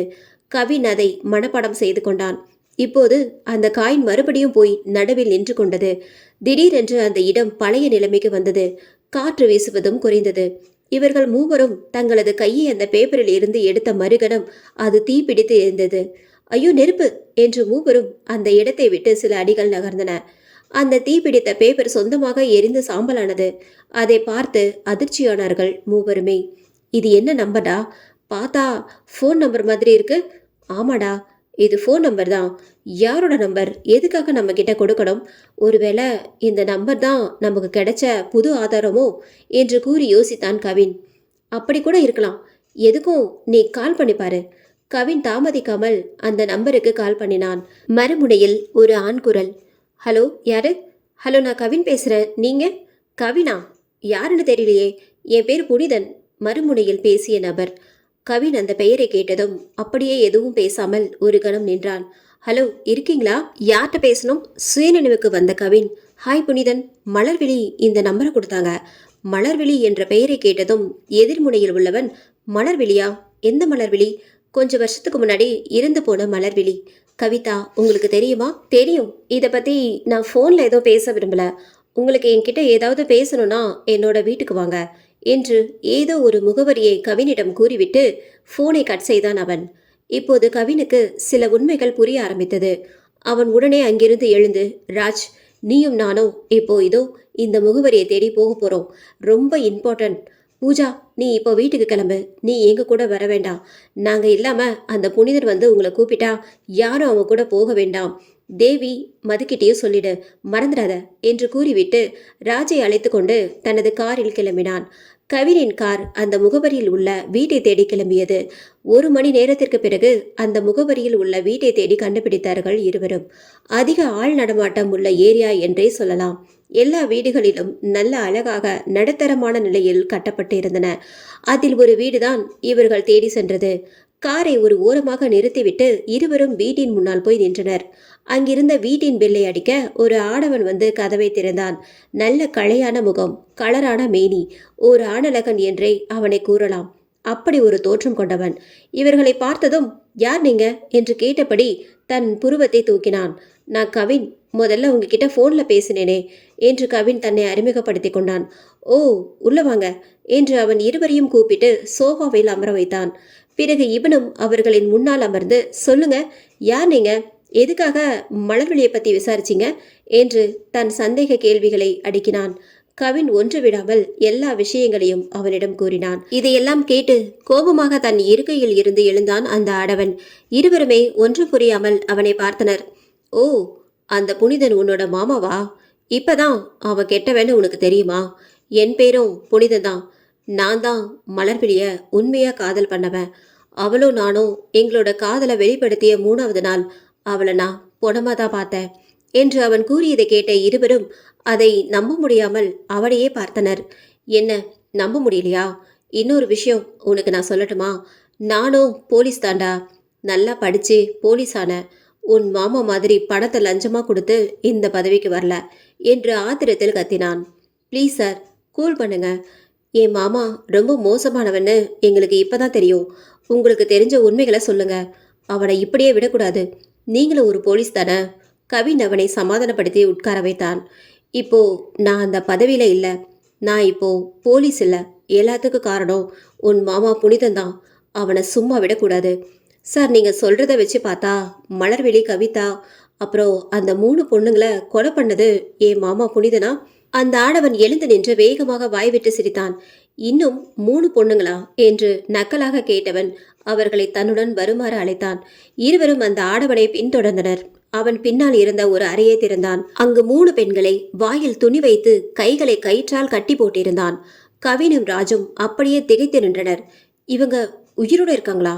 அந்த 3 பெண்களும், அதாவது சங்கீதா, மீனா, அனிதா, இவர்கள் மூவரும் உயிரோடு இருப்பதை பார்த்த இருவரும் அப்படியே உறைந்து நின்றனர். சார், இவங்க 3 பேரும் சாகலையா? அப்போ அந்த நியூஸ்ல வந்த செய்தி இவங்க உயிரோட தான் இருக்காங்கன்னா அப்போ கவிதாவும் மலர்விழியும்? வெயிட் பண்ணுங்க, சொல்றேன். நீங்க நினைக்கிற மாதிரி அந்த 5 பேரும் சாகல. கவிதாவையும் மலர்விழியும் தான் திட்டம் போட்டு கொலை பண்ணியிருக்காங்க என்று அந்த ஆடவன் கூறினான். அப்படின்னா இவங்க 3 பேரும் இந்த கொலைக்கு உடந்தையா இருந்தவங்க, அப்படிதானே? இப்ப சொல்றேன் கேளுங்க. நானும் உன்னோட மாமா புனிதனும் ஒன்னா தான் படித்தோம். கிளாஸ்ல நான் தான் நல்லா படிப்பேன். எனக்கு அம்மா அப்பா கிடையாது. சின்ன வயசுலேருந்து ஆசிரமத்தில் தான் வளர்ந்தேன். அங்கிருந்து நான் இங்கே வந்து படித்தேன். ஆனால் உன் மாமா சரியான பணத்தாசை பிடிச்சவன். படிக்கிறதுல ஆர்வமே காட்ட மாட்டான். எதையாவது செஞ்சு குறுக்கு வழியில் பணம் சம்பாதிக்கணும்னு நினச்சான். படிக்கிற வயசில் அவனுக்கு பணத்து மேலே தான் ஆசை. குறுக்கிட்ட கவின், அப்போ எங்கள் ஸ்கூல் தலைமை ஆசிரியர் பற்றி உங்களுக்கு ஏதாவது தெரியுமா? அங்கே தான் கதையே இருக்கு. அந்த ஆளு பூபதி, அவன் ஒரு பணக்காரன். நிறைய பிஸ்னஸ் டீல்லாம் வச்சிருக்கான் வெளியில. இந்த ஸ்கூல் கூட அவனுடைய தான். அவனுக்கு பொண்டாட்டி பிள்ளைங்க கிடையாது. அங்க படிக்கிறப்போ அந்த ஆளை பத்தி எனக்கு அவ்வளவா தெரியாது. ஆனா உன் மாமன் புனிதன் அந்த ஆள்கிட்ட நல்லா பேசுவான், நல்லா பழகுவான். காரணம், அந்த ஆளுக்கு நிறைய பணம் இருக்குன்ற ஒரே காரணத்துக்காக தான். சில சமயங்களில் ஸ்கூல் முடிஞ்சு அந்த ஆள் கூட கார்ல போவான். இப்படியே போக போக புனிதனுடைய செயல்களும் வித்தியாசமாக மாற ஆரம்பிச்சுது. கை நிறைய காசு வச்சிருப்பான். விதவிதமாக பொருட்கள் வாங்குவான். இதெல்லாம் நான் முதல்ல கண்டுக்கவே இல்லை. இப்படியே கொஞ்ச நாள் போச்சு. நான் மலர்விழியை லவ் பண்ண ஆரம்பித்தேன். அவளும் என்னை லவ் பண்ணான். இந்த விஷயம் புனிதனுக்கு தெரியும். எங்கள் காதலை சொல்லிக்கிட்டோம். அப்பதான் என்கிட்ட மலர்விழி இந்த பூபதியை பற்றி சொன்னான். அந்த ஆள் இவளை ஒரு மாதிரியாக தப்பான பார்வை பார்க்கறதா சொன்னான். நான் அதை பெருசாக எடுத்துக்கல. நான் இருக்கேன் உனக்கு, நீ எதுக்கும் பயப்படாதுன்னு ஆறுதல் சொன்னேன். ஆனா இவளுங்க 3 பேரும் கவிதா மலர்விழியோட தோழிங்க தான். ஆனா இதோ இங்க இருக்காளே அனிதா, இவளும் என்னை காதல் பண்ணியிருக்கா என்று அங்கிருந்த ஒரு பெண்ணை கை காட்டினான். இந்த விஷயம் எனக்கு தெரியாது. நான் விரும்பினது என்னோட மலர்விழியை மட்டும்தான். அவளும் என்னை விரும்புறான்னு தெரிஞ்சதும் அவ கூட இவ சண்டை போட்டிருக்கா. பிறகு எல்லாம் ஓகேவாயிடுச்சு. இவ மலர்விழி கிட்ட போய், பரவாயில்ல நான் ஒதுங்கிக்கிறேன், அவனை நீயே லவ் பண்ணிக்கோ அப்படின்னு சொல்லிட்டா. மறுபடியும் இவங்க எல்லாரும் பழைய மாதிரி தோழிகளானாங்க. அவளும் அதை உண்மைன்னு நம்பி இவ கூட சகஜமா பழகியிருக்கா. ஆனா இவ மனசுல கெட்ட எண்ணெய் வச்சுக்கிட்டு தான் மறுபடியும் மலர்விழி கூட பழகியிருக்கான்னு. பாவம், அப்பாவி என்ன மலர்விழி, கவிதா 2 பேருக்கும் தெரியல. குறுக்கிட்ட கவின், கெட்ட எண்ணமா? எதனால? ஆமா, எப்படியாவது எங்க 2 பேரையும் பிரிச்சு என்னை அடையணும்னு மனசுல வெறி. அதுக்காகத்தான் இந்த வேலையை இவளுங்க 3 பேரும் சேர்ந்து பண்ணியிருக்காங்க என்று கூறினான் அந்த ஆடவன். சார், அப்படின்னா இந்த பொண்ணுங்க தான் அந்த கொலையை பண்ணாங்களா என்று ராஜ் கேட்டான். கொலை பண்ணது இவளுங்க இல்லை, கொலை நடக்க காரணமாக இருந்தவளுங்க. கொலை நடந்த அன்னைக்கு தான் மலர்விழியை கடைசியாக காலையில் பார்த்தேன். அவ கூட அவளோட சிஸ்டர் கவிதாவும் இருந்தா. நல்லா தான் சந்தோஷமாக சிரித்து பேசினா. அவளுக்கு அன்னைக்கு மத்தியானம் கிளாஸ் இருக்கிற விஷயத்த என்கிட்ட சொல்லவே இல்லை. மறுநாள் காலையில் ஸ்கூலுக்கு போன உடனே தான் தெரிஞ்சுது இந்த 5 பொண்ணுங்களுக்குள் நடந்த பெரிய தகராறு கடைசியாக கொலையில் போய் முடிஞ்சிருச்சுன்னு. அந்த செய்தியை கேள்விப்பட்டு கத்தி கதறின. என்னால் அந்த இழப்பை தாங்க முடியல. அப்போ உன் மாமா புனிதன் தான் எனக்கு ஆறுதல் சொன்னான். அந்த 8வது மாடியில் தான் மலர்விழியோட வகுப்பு இருந்துச்சு. யார் இந்த சம்பவத்தை முதல்ல பார்த்து போலீஸ்கிட்ட இன்ஃபார்ம் பண்ணதுன்னு எனக்கு தெரியல. ஆனால் என்னால் கடைசியாக மலர்விழியோட முகத்தை பார்க்க முடியல. நான் அவளோட வீட்டுக்கும் போகலை. அப்படி போனால் என்னை அறியாமலே நான் கத்தி அழுதுடுவேன்னு பயம். அதுக்கு பிறகு எல்லாம் முடிஞ்சு பழைய நிலைமைக்கு வந்துட்டேன். அந்த ஸ்கூலை பொறுத்த வரைக்கும் 5 பொண்ணுங்களும் இறந்து போயிட்டாங்கன்னு தான் எல்லாரும் நினச்சிக்கிட்டு இருந்தாங்க. ஆனால் உண்மை அது இல்லை என்று கூறி அந்த பெண்களை பார்த்தான். அவர்கள் கலங்கிய கண்களுடன் தலையை குனிந்து உட்கார்ந்திருந்தனர். அவர்கள் ஒருத்தியின் வாயில் இருந்த துணியை எடுத்து, என்ன நடந்துச்சுன்னு உண்மையை சொல்லுங்க என்று ஆவேசமாக கத்தினான். கவின், ராஜ் இருவரும் அந்த பெண்களை திரும்பி பார்க்க அவள் தடுமாறியபடி பேச ஆரம்பித்தாள். மலர்விழிய யார் கொலை பண்ணான்னு சத்தியமா எங்களுக்கு தெரியாது. இவங்களுடைய காதலை பிரிக்கணும்னு தான் நான் நினச்சேன். இந்த புனிதன் எனக்கு எப்படியாவது கிடைக்கணும்னு நினச்சேன். அன்னைக்கு ஒரு நாள் நாங்கள் 3 பேரும் லைப்ரரியில் உட்கார்ந்துட்டு பேசிகிட்டு இருந்தோம். அப்போது எங்கள் கூட மலர்விழியும் கவிதாவும் இல்லை. புனிதனை அவள் லவ் பண்ணுறத என்னால் ஏற்றுக்கவே முடியல. அழுத. இவங்க 2 பேரும் என்ன சமாதானப்படுத்தினாங்க. அப்போதான் இவரோட ஃப்ரெண்டு புனிதன் அங்கே வந்து என்ன விஷயம், எதுக்கு அழுகிறீங்கன்னு என்கிட்ட கேட்டார். நடந்த விஷயத்த நாங்கள் அவர்கிட்ட சொன்னோம். அதை கேட்டதும் அவர் எங்ககிட்ட, சரி புனிதன் கண்டிப்பாக உனக்கு கிடைப்பான், நீ கவலைப்படாத, நாளைக்கு நைட்டு ஸ்பெஷல் கிளாஸ் இருக்குது, டீச்சர் எங்களை தனியாக கூப்பிட்டு சொன்னாங்க, உங்களையும் அழைச்சிட்டு வர சொன்னாங்கன்னு போய் அந்த மலர்விழி கவிதா கிட்ட சொல்லுங்க அப்படின்னு சொன்னார். எங்களுக்கு ஒன்றுமே புரியல. எதுக்கு நைட்லன்னு நாங்களும் கேட்டோம். உனக்கு புனிதன் வேணும்னா நீ இதை பண்ணு, பயப்பட வேண்டாம், அவங்கள ஏதாவது சொல்லி மிரட்டி வைக்கணும். அவளுடைய காதலன் தப்பானவன்னு அவகிட்ட மனசுல பதிகிற மாதிரி சொன்னா போதும், அவளே அவனை வேணான்னு சொல்லிடுவா. ஸோ நான் சொல்றதை செய்யுங்க அப்படின்னு சொன்னாரு. அப்புறம்தான் நாங்கள் அவங்க 2 பேரையும் போய் சொல்லி ஏமாத்தி ஸ்கூலுக்கு கூட்டிகிட்டு போனோம். அங்கே போய் அவங்கள கிளாஸ் ரூமில் உட்கார சொல்லிட்டு கீழே வந்தோம். அந்த நேரம் புனிதனும் அங்கே வந்தார். எங்ககிட்ட கொஞ்சம் பணத்தை கொடுத்து அங்கேருந்து போக சொன்னார். நாங்களும் வந்துட்டோம். அதுக்கு பிறகு அங்கே என்ன நடந்துச்சுன்னு எங்களுக்கு தெரியாது. மறுநாள் விடிஞ்சதும் 5 மணிக்கு எங்கள் வீட்டுக்கு வந்தார். எங்கள் அம்மா அப்பா கிட்ட ஏதோ ரகசியமாக பேசிட்டு எங்களை கிளம்ப சொன்னார். எங்களுக்கு ஒன்றுமே புரியல. எங்கள் 3 பேர் வீட்டிலும் பேசி எங்களை காரில் கூட்டிகிட்டு போனார். எங்களை எங்கே கூட்டிகிட்டு போகிறீங்கன்னு கேட்டோம். அப்போ தான் அந்த விஷயத்த சொன்னார். மலர்விழியையும் கவிதாவையும் மிரட்டி வீட்டுக்கு போக சொன்னேன். புனிதனை பற்றி தப்பு தப்பாக அவகிட்ட சொன்னேன். அவளும் நம்பிட்டா. அதுக்கு பிறகு அங்கிருந்து அவங்க போயிட்டாங்க. பட் வீட்டுக்கு போகலை. போகிற வழியில் யாரோ அவங்க 2 பேரையும் கொலை பண்ணிட்டாங்கன்னு சொன்னார். இதை கேட்டு நாங்கள் 3 பேரும் அதிர்ச்சி ஆயிட்டோம். எங்களால் இதை நம்பவே முடியல. எதுவாக இருந்தாலும் போலீஸ் எங்களை தான் பிடிப்பாங்க. காரணம், நாங்கள் தான் கிளாஸ் இருக்குன்னு சொல்லி 2 பேரையும் கூட்டிகிட்டு வந்தோம். இது அவங்க அம்மா அப்பாவுக்கும் தெரியும். நாங்கள் ரொம்ப பயந்தோம். இதையே தான் புனிதனும் சொன்னார். கொஞ்ச நாளைக்கு எங்களை வேறு இடத்துல தங்கி யாருக்கும் தெரியாமல் படிக்க சொன்னார். எப்போ நான் சொல்கிறேனோ அப்போ வாங்கன்னு சொல்லி எங்களை பஸ் ஏற்றி விட்டார். ஆனால் மறுநாள் செய்தியில் நாங்கள் 5 பேர் இறந்து போயிட்டோம்னு செய்தி வந்துச்சு. இதுவும் நல்லதுக்கு தானே நாங்கள் நினச்சிக்கிட்டோம். இப்படியே பல வருடங்கள் ஆச்சு. அந்த புது இடத்தில் எங்களால் நிம்மதியாக இருக்க முடியல. இறந்து போன அவங்க 2 பேருடைய ஆத்மாவும் எங்களை வந்து பயமுறுத்துற மாதிரியே இருக்கும். அநியாயமா எங்களை கொன்னுட்டீங்கன்னு யாரோ பக்கத்தில் உட்காந்து கத்துற மாதிரி இருக்கும். எங்களால் நிரந்தரமாக இங்கே வரவும் முடியல, அங்கே இருக்கவும் முடியல. அப்புறம்தான் புனிதனுக்கு கால் பண்ணி நாங்கள் இங்கே வரட்டான்னு கேட்டோம். அதுக்கு அவரு, இங்கே நிலைமை மோசமாக இருக்கு, இப்போதைக்கு நிரந்தரமாக இங்கே வர வேண்டான்னு சொல்லிட்டாரு என்று அவள் கூறி முடித்தாள். அந்த ஆடவன் மறுபடியும் அந்த துணியை அவளது வாயில் வைத்து அடைத்தான். இதையெல்லாம் கேட்டு பெருமூச்சு விட்ட கவின், இவங்க தான் வெளியூர்ல இருந்தாங்களே, அப்புறம் எப்படி நீங்க இவங்களை கண்டுபிடிச்சிங்க? இவங்க உயிரோட இருக்காங்கன்னு எப்படி உங்களுக்கு தெரியும்? ஆரம்பத்துல எனக்கு புனிதன் மேல சந்தேகமே வரல. மலர்விழி கவிதா இறந்ததுக்கு அப்புறம் அவன் என் கூட ரொம்ப நெருக்கமாகிட்டான். ஒன்னா படிச்சு போலீஸ் வேலைக்கு ட்ரை பண்ணோம். எனக்கு நல்லா படிச்சதால வேலை கிடைச்சிருச்சு. பட் அவன் ரிஜெக்ட் ஆயிட்டான். அப்புறம் நிறைய பணத்தை கொடுத்து யாருடைய சிபாரிசுலேயோ போலீஸ் வேலைக்கு வந்துட்டான். அதுக்கு பிறகுதான் எனக்கு இவனை பற்றி கொஞ்சம் கொஞ்சமாக தெரிய ஆரம்பிச்சது. அப்போவும் இவன் இந்த ஆளு பூபதி கூட தொடர்பில் தான் இருந்தான். உனக்கு ஒன்று தெரியுமா? ஒரு நாள் மலர்விழி என் கனவுல வந்தா. எங்களை அநியாயமாக கொண்டுட்டாங்க, எங்களுக்கு உதவி செய் அப்படின்னு கெஞ்சினான். அப்போவும் எனக்கு புனிதன் மேலே சந்தேகம் வரல. அன்னைக்கு ஒரு நாள் நாங்கள் 2 பேரும் ஒரு கேஸ் விஷயமா போயிருந்தோம். நாங்கள் விசாரிச்சுக்கிட்டு இருக்கும்போது தான் புனிதனுக்கு கால் வந்துச்சு. இவங்க 3 பேரும் தான் கால் பண்ணியிருந்தாங்க.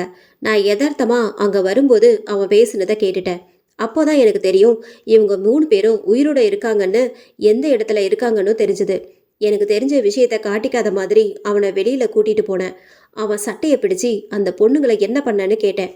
அப்போ அதிர்ச்சியில் அவன் அப்படியே நின்றுட்டான். திடீர்னு யாரோ ஓங்கி என் தலையில் 5 தடவை அடிச்சிட்டாங்க.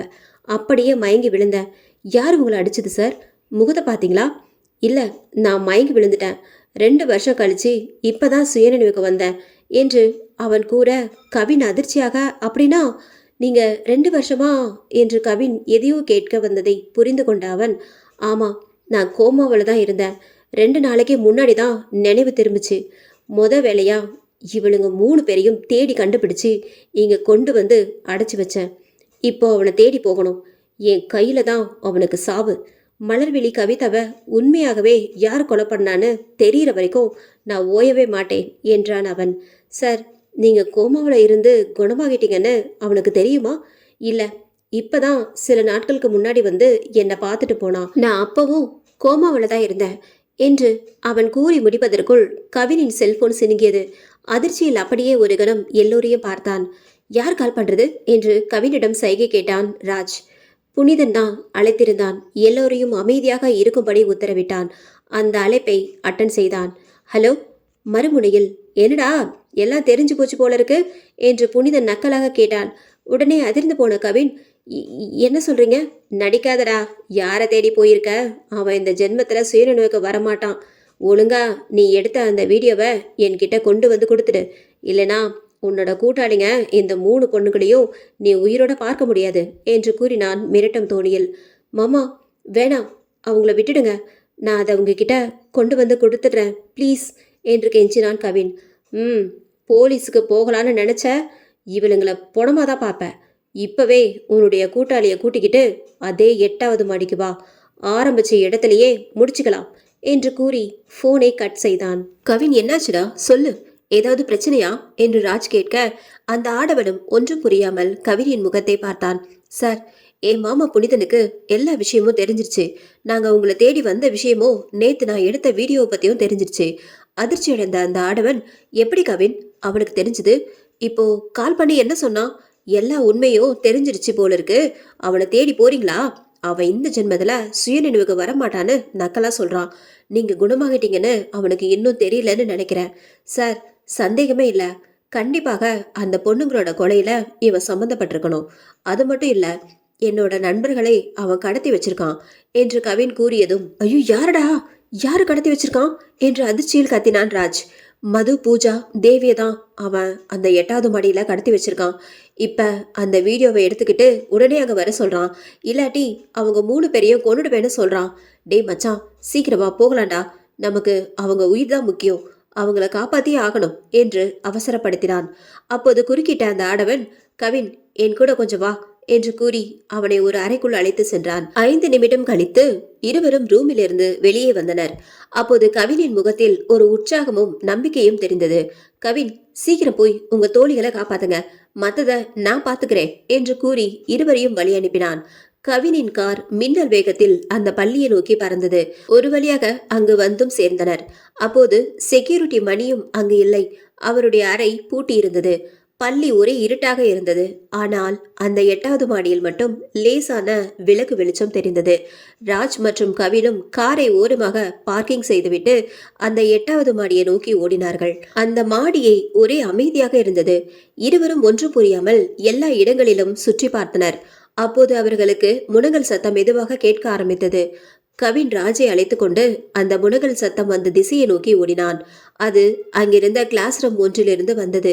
இருவரும் அந்த ரூம் கதவை திறந்ததும் அதிர்ச்சியில் அப்படியே ஒரு கணம் திகைத்தனர்.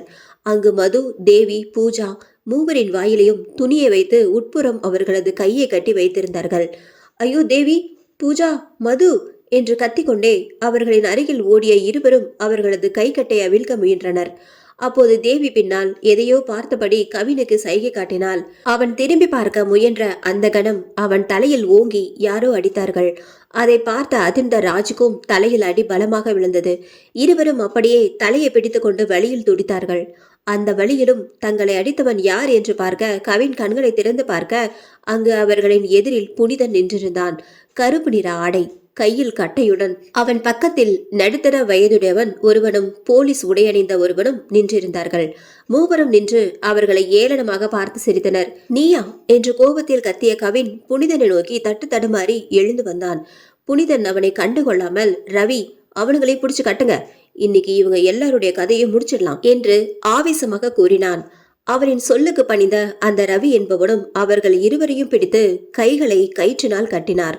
டேய், நீ நல்லவ மாதிரி வேஷம் போட்டியே, உன்னெல்லாம் மாமான்னு சொல்லிக்கவே வெக்கமா இருக்கு ச்சே என்று புனிதனின் முகத்தை நோக்கி காரி துப்பினான் கவின். புனிதன் அதை காதில் வாங்காதவாறு தனது முகத்தில் துப்பிய எச்சையை கைக்குட்டையால் துடைத்தபடி பேசத் தொடங்கினான். நல்லவனா நானா? அப்படி நீயே நினைச்சுக்கிட்டா நான் என்னடா பண்றது? சரி, நீ எடுத்த அந்த வீடியோ எங்க? அதை முதல்ல கொடு. ஏன்னா இன்னைக்குதான் நீங்க உயிரோட இருக்க போற கடைசி நாள். அந்த வீடியோவை கொடுத்துடு என்று தனது தோணியில் மிரட்டினான் புனிதன். புனிதனை எரிக்கும் கண்களால் பார்த்த கவின், நான் சொன்ன மாதிரி அந்த வீடியோவை கொடுத்துட்றேன், எங்களை விட்டுடுங்க. நாங்க என்ன தப்பு பண்ணோன்னு இப்படி எங்களை கட்டி போட்டிருக்க? புனிதன் திரும்பி தன் பக்கத்தில் நின்றிருந்த அந்த போலீஸ்காரனை பார்த்து சிரித்தான். இருவரும் குலுங்கி குலுங்கி சிரித்தனர்.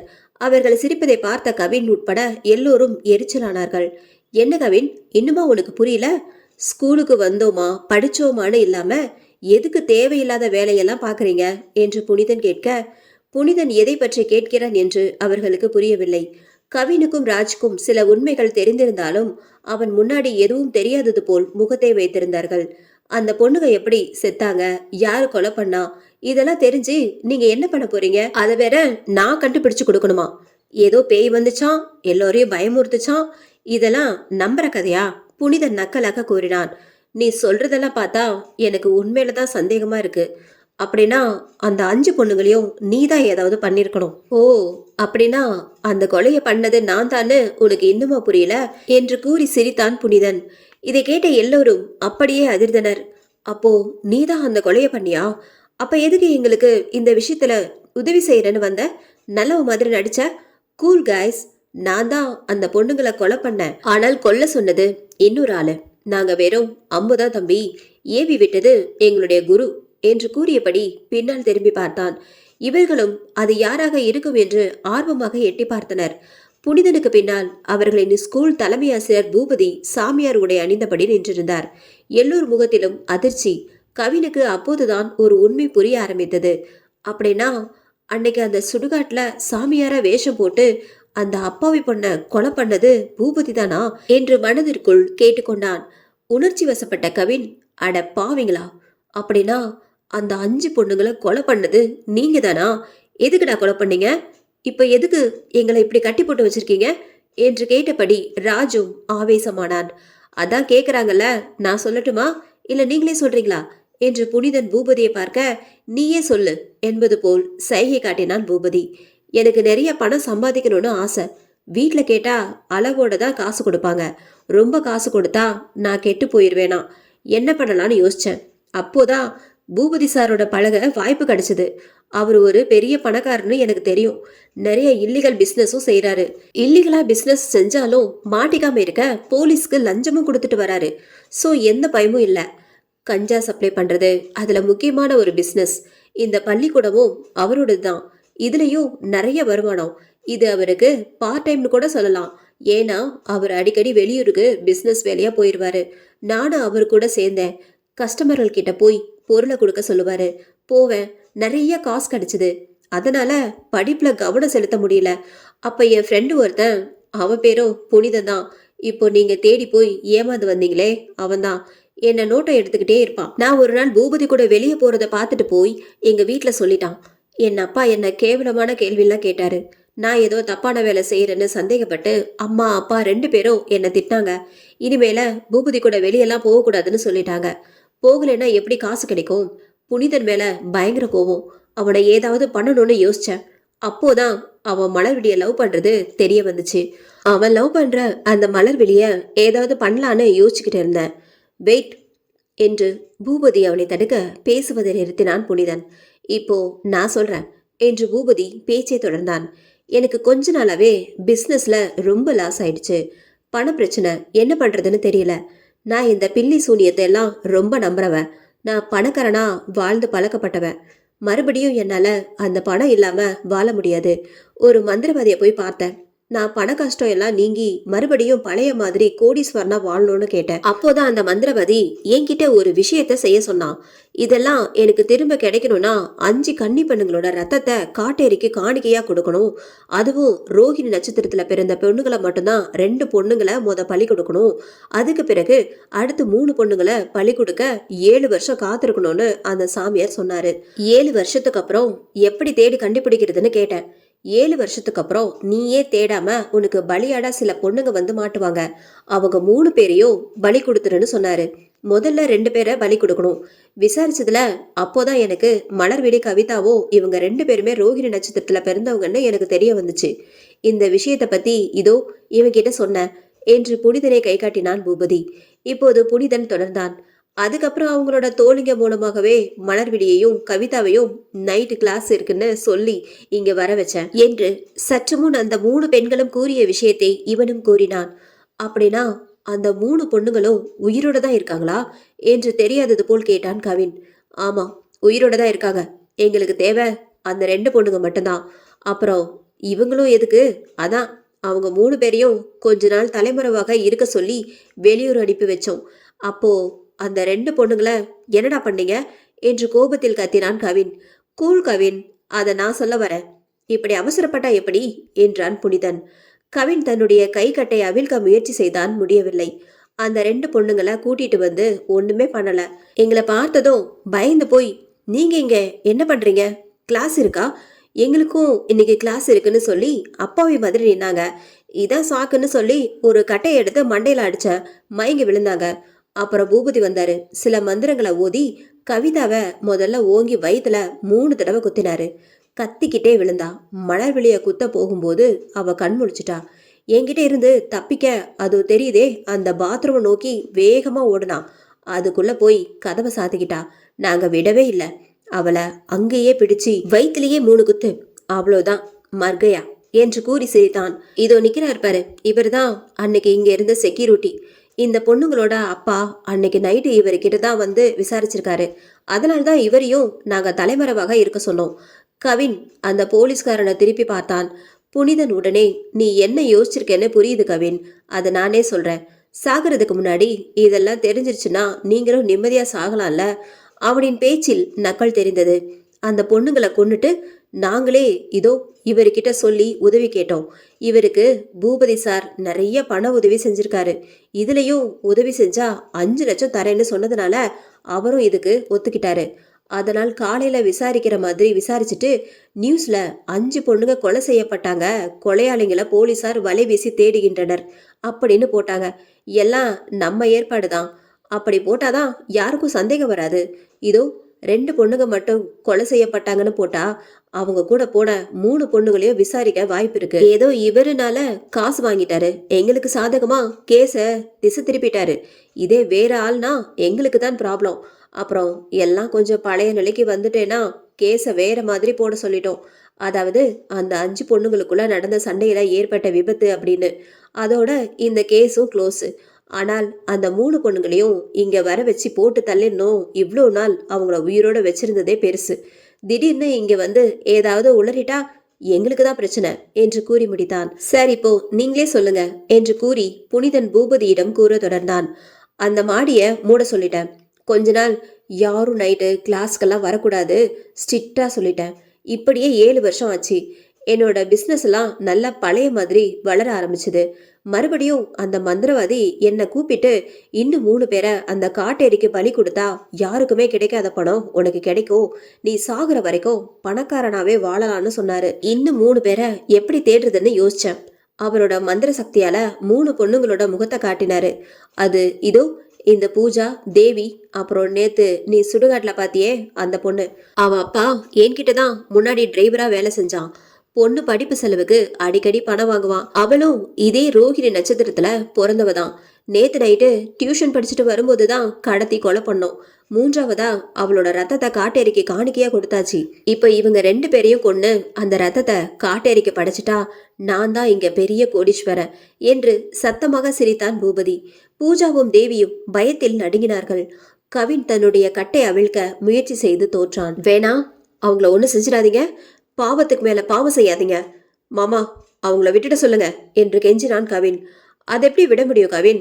கொஞ்ச நாளாவே பூபதி சார் இவங்க 2 பேரையும் எப்படியாவது கடத்திடணும்னு பிளான் பண்ணாரு. பட் முடியல. அப்போதான் நீங்களும் அந்த மாடியை திறந்து உள்ள போனீங்க. அதுக்கப்புறம் தான் நீங்களே என்னை தேடி வந்தீங்க. அன்னைக்கு நைட்டு உன் வீட்ல இருந்து கிளம்பி பூபதியை மீட் பண்ண போனேன். அப்போதான் இந்த பொண்ணுங்க விஷயம் எல்லாமே என்கிட்ட சொன்னாரு. நானும் இவருக்கு உதவி செய்யறேன்னு சொல்லிட்டு உங்களுக்கும் உதவி செய்யற மாதிரி நடிச்சேன். இவங்க 3 பேரையும் யாருக்கும் தெரியாம கடத்திட்டு வந்தோம். அடிச்சு கேட்டதுக்கு பிறகு எல்லா விஷயமும் வந்துச்சு. எப்படியோ இன்னொரு புனிதன் இருக்கான்னு கண்டுபிடிச்சு அவனை தேடி போயிருக்கீங்க. என்ன பண்றது, அவன் தான் கோமாவுல இருக்கானே என்று புனிதன் கூறியதும் கவின் மனதுக்குள் நல்ல வேலை புனிதன் கால் பண்ண விஷயத்த பூஜா உளரல. அப்படி உளறி இருந்தா அவன் குணமாகிட்ட விஷயம் இவனுக்கு தெரிஞ்சிருக்கும் என்று நினைத்து கொண்டான். ஆனால் உனக்கு இன்னொரு விஷயம் சொல்றேன். நான் போலீஸ் வேலைக்கு போனதே அவரோட சிபாரிசுல தான். நான் போலீஸா இருந்தா தானே இவருக்கு உதவி செய்ய முடியும். ஆனா மலர்விழியோட லவ்வர் அதான் புனிதன், அவனும் போலீஸ் தான். நல்ல நண்பனா தான் இருந்தான். ஆனால் அவனுக்கு என் மேல சந்தேகம் வந்துடுச்சு. அதான் அவனை மண்டையிலே அடிச்சு கோமாவுல படுக்க வச்சிட்டேன். பாவம் இன்னும் கோமாவுல தான் இருக்கான். எல்லாமே சொல்லி முடிச்சிட்டேன்னு நினைக்கிறேன்.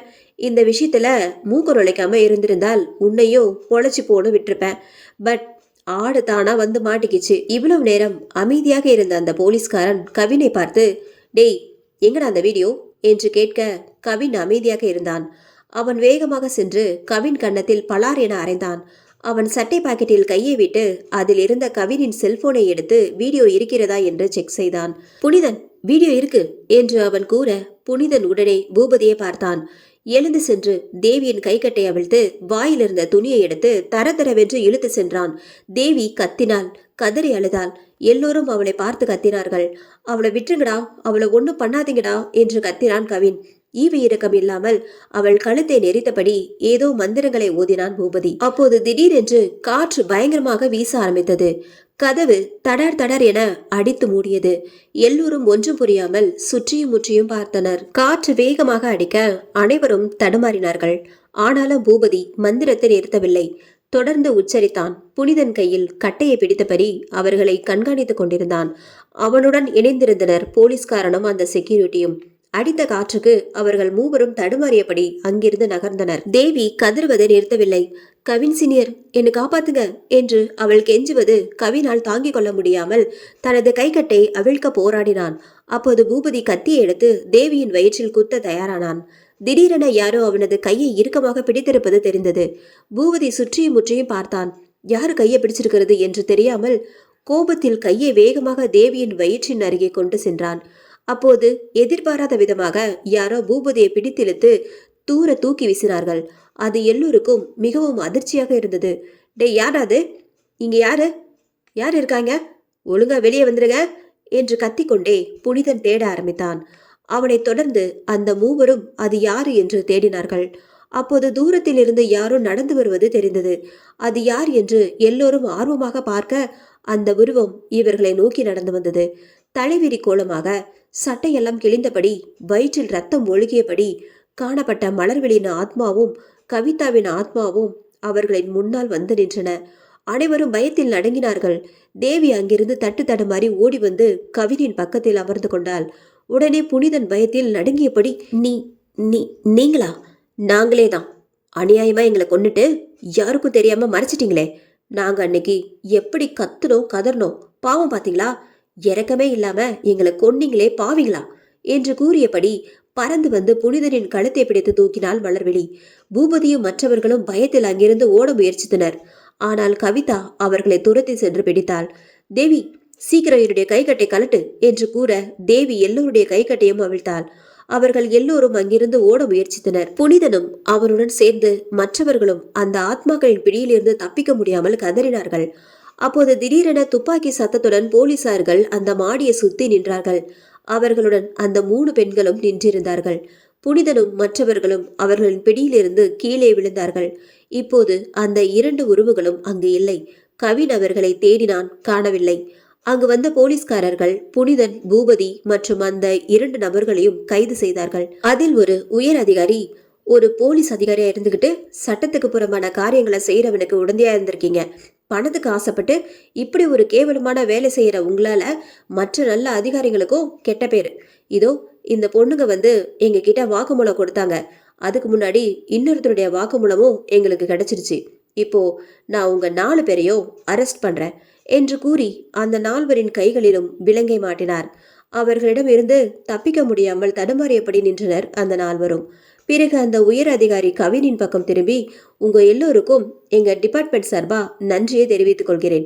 சின்ன வயசா இருந்தாலும் மர்மமான முறையில் முடிந்து போன கேஸை திரும்ப எடுத்து அலசி அதுல ஒளிந்திருந்த குற்றவாளிகளை கண்டுபிடிக்க உதவி செஞ்சிருக்கீங்க. இதுக்கான பாராட்டு கண்டிப்பா உங்க எல்லாருக்கும் கொடுக்கப்படும். இந்த பள்ளிக்கூடத்தை மறுபடியும் விசாரணைக்காக 1 மாதங்கள் மூட சொல்லி உத்தரவிடணும். நாளைக்கு நியூஸ்ல இது அறிவிக்கப்படும் என்று கூறி எல்லோருக்கும் நன்றியை தெரிவித்தனர். கவின் உடனே அவரிடம் திரும்பி, சார், உங்ககிட்ட ஒன்று கேட்கணும் என்று தயங்கினான். சொல்லுங்க தம்பி என்று அவர் கேட்க, இல்ல, இந்த 3 பொண்ணுங்க வாக்குமூலம் கொடுத்தாங்கன்னு சொல்றீங்க, இன்னும் ஒரு ஆளு யாரு? அந்த அதிகாரி முகத்தில் சோகம் தெரிய ஆரம்பித்தது. ஓ, அது எக்ஸ் இன்ஸ்பெக்டர் புனிதன் தம்பி. நேத்து தான் நைட்டு எங்களுக்கு சில உண்மைகளை சொன்னாரு. நான் அவனை பார்க்க நேத்து நைட்டு ஹாஸ்பிட்டல் போனேன். 2 வருஷம் கோமால இருந்துட்டு நேத்து தான் கண் முழிச்சான். புனிதனை பற்றி எல்லாமே என்கிட்ட சொன்னான். சொல்லி எப்படியாவது இந்த கேஸ்ல அந்த பொண்ணுங்களுக்கும் நியாயம் கிடைக்கணும்னு சொல்லி என்று பேச்சு வராமல் தடுமாறினார். என்ன சார், சொல்லுங்க, ராஜ் அவசரப்படுத்தினான். சொல்லி முடிக்கிறதுக்குள்ள அவனுடைய உயிர் பிரிஞ்சிடுச்சு என்று அவர் கூறியதும் அப்படியே ஒரு கணம் அதிர்ந்து நின்றனர் அனைவரும்.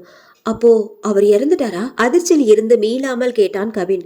ஆமா தம்பி, நேத்து நைட்டு இறந்துட்டான்.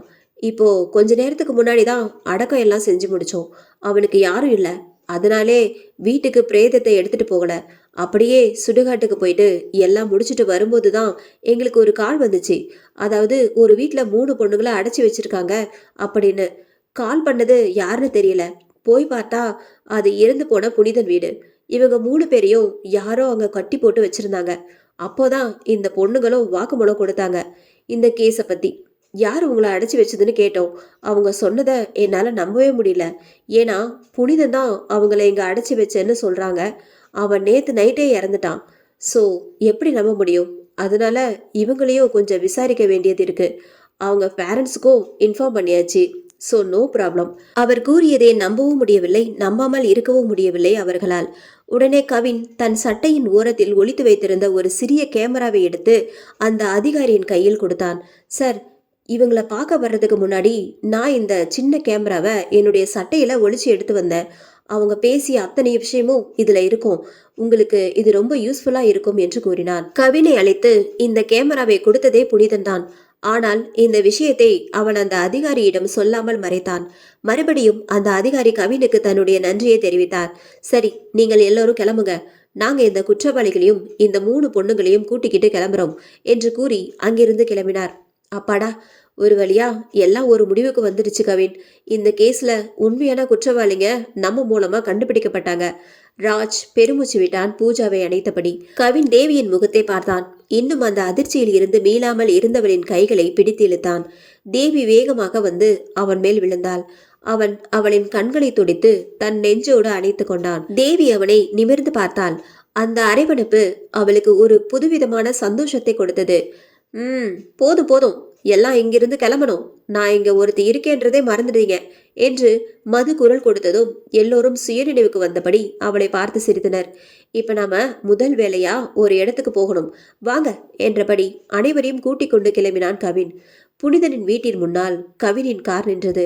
அதிலிருந்து இறங்கி எல்லோரும் வீட்டினுள் சென்றார்கள். அங்கு அவனின் புகைப்படம் சுவரில் மாட்டி அதில் மாலை போடப்பட்டிருந்தது. அவர்களுக்கு இப்போது எல்லாமே ஓரளவுக்கு புரிந்தது. நமக்கு உதவி செஞ்சது புனிதனோட ஆத்மாவும் அந்த பொண்ணுகளோட ஆத்மாவும் தான் என்று. நேத்து நைட்டு அவன் இறந்து போயிருக்கான். அவன் ஆவியாதான் நம்ம கூட இருந்திருக்கான். நமக்கு இந்த விஷயத்தில் உதவியும் செஞ்சிருக்கான் என்று புரிந்தது. அவனுக்கு கை கூப்பியபடி நன்றியை தெரிவித்த பிறகு எல்லோரும் வெளியே காரின் அருகே வந்தனர். அவர்கள் அனைவரும் காரில் ஏறும்போது யாரோ கவின் என்று கூப்பிடும் குரல் கேட்டது. எல்லோரும் திரும்பி பார்க்க அங்கு தூரத்தில் புனிதன் மலர்விழியின் கையை பிடித்தபடி நின்றிருந்தான். அவனுடைய பக்கத்தில் கவிதாவும் நின்றிருந்தாள். அதை பார்த்த அனைவரும் அப்படியே கலங்கிய கண்களோடு அந்த 3 பார்த்தனர். அவர்களும் சிறு புன்னகையுடன் அங்கிருந்து மறைந்தனர்.